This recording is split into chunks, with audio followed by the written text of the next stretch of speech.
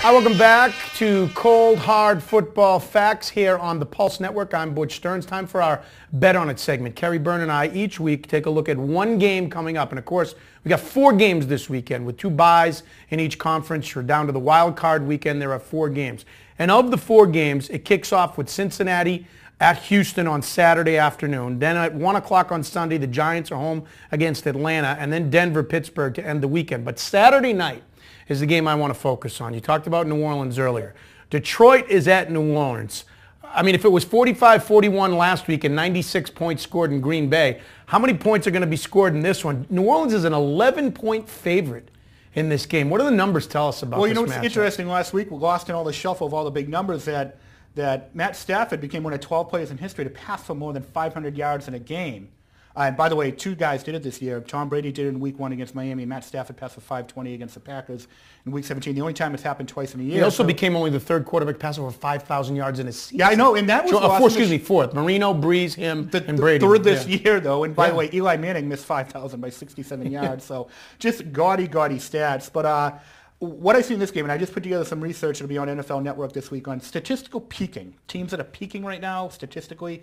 I think I know where you're going with this. It's going to paint a picture about New Orleans. Yeah, it's unbelievable. And basically, we looked at how teams are performing in passer rating differential. Again, we call that the mother of all stats. New Orleans easily the team peaking right now in passer rating differential. And the team that's as bad as it's been all year in passer rating differential, the Detroit Lions, the Saints as good as they've been, it really shapes up the way the Saints have put up points at home. It really shapes up as probably a big win, I think, for the Saints, bro. Well, the thing about the Saints, I was looking at this the other day. I mean, everybody, you've done this too all year long. As far as offenses go, there's 3 teams and then there's everybody else. Yep. There's the Packers, the Saints, and the Patriots. Yep. Then there's a drop-off to everybody else, Yep. right? Okay. When you look at their final 8 games, I did this, you'd be proud of me, Kerry. I don't know if you heard this on the radio the other day. They're traditional numbers, but their final 8 games, the Patriots and Saints went 8-0.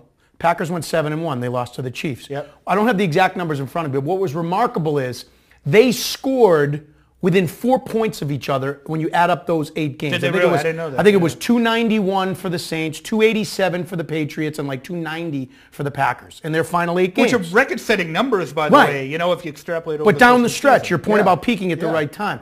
As far as points allowed against, again, remarkable. Patriots gave up 158, Saints gave up 150, and the Packers gave up 175. Yep. So the Packers, I think, started to show a little more wear. But here's the one number that really was revealing to me, I think, which is going to lead right into what you're saying about the Saints. Of those final 8 games, Patriots played 1 playoff team, Denver. Yep. The Packers played 3. Yep. The Saints played 4 of their final 8 games, 2 of them against Atlanta, against playoff teams. So they were doing that. And by the way, they only gave up 14 points each in their last 2 games. Yep. Everyone talks about their offense. They sort of are a team that you're not going to be surprised if they're in Indianapolis. No, I wouldn't be surprised at all. The one game that concerns me, if I'm the Saints, not to go, you know, we can talk about this next week. I do think they're going to get by the Lions. I think they're going to get by them big. San Francisco can give them a run for their money outdoors. That game will be in San Francisco. And that, you know, when you got a great defense like the 49ers do, you have a puncher's chance in any game. So that's the one potential stumbling block. But just we talked earlier, the Patriots did not play a single team with a winning record, or played 2 teams with winning records all year, did not beat one of them. That's pretty bad. The Packers have 5 wins against quality opponents. These other teams are more battle-tested.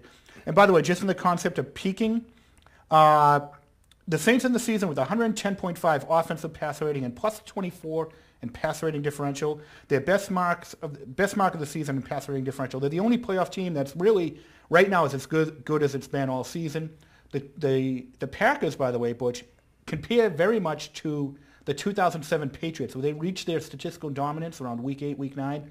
And it was still great, but not quite as great, and they kind of have gone down a tiny bit. Obviously, you talked about the quality of the teams they played, but they're not as good right now as they were 5, 6, 7 weeks ago. So when we look at this game in our Bet On It segment, Detroit at New Orleans on Saturday night, while as a football fan, you're hoping for another one of those shootouts, I look at a couple of things. One, the Lions played 6 games against playoff teams this year. They lost every one of them except the one to Denver, which was at Denver, which is impressive. They beat Denver 45-10. It was Tebow's worst loss till he went to Buffalo. But They played New Orleans on December 4th, and they lost 31-17. They weren't able to put up the points against New Orleans that they were before. No. And I was in New Orleans. It was at a dome, but this game's going to be too. That was also, I believe, when Matt Stafford had his injury. The Lion, he had a hand injury, and the Lions kind of wavered. He was throwing picks, like 3 picks every game, and that's where the Lions season kind of went off track. A couple concerns, just putting out some numbers right here in our game charts at Cold Hard Football Facts Insider. The Saints number 1 on our offensive hog index.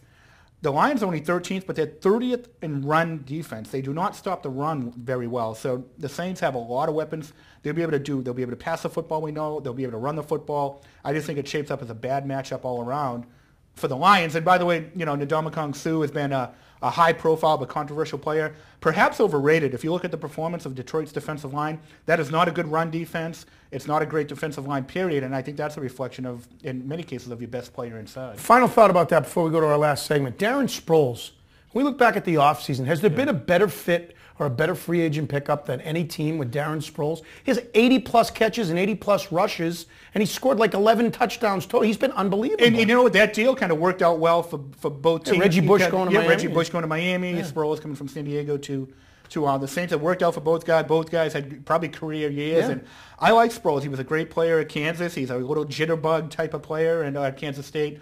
Great jitterbug type of player, and he just puts up numbers. He's hard to stop. He's kind of in terms of running backs, he's kind of like a running back version of Wes Welker, an undersized guy with a lot of moves and a lot of speed, a lot of quickness who does great things with the ball in his hand.